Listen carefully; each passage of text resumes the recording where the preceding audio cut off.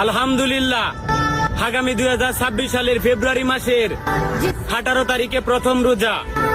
আর আমাদের প্রিয় নবী, বিশ্ব নবী হযরত মুহাম্মদ সাল্লাল্লাহু আলাইহি সাল্লাম বলেছিলেন, যে ব্যক্তি রমজান মাসের খবর সবার আগে মানুষের কাছে পৌঁছে দিবে, তার জন্য জাহান্নামের আগুন হারাম হয়ে যাবে। আলহামদুলিল্লাহ, আগামী 2026 সালের ফেব্রুয়ারি মাসের 18 তারিখে প্রথম রোজা।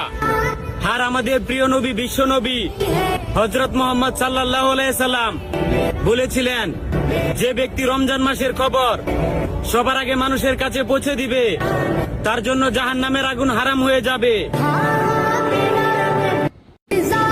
আলহামদুলিল্লাহ, আগামী 2026 সালের ফেব্রুয়ারি মাসের 18 তারিখে প্রথম রোজা।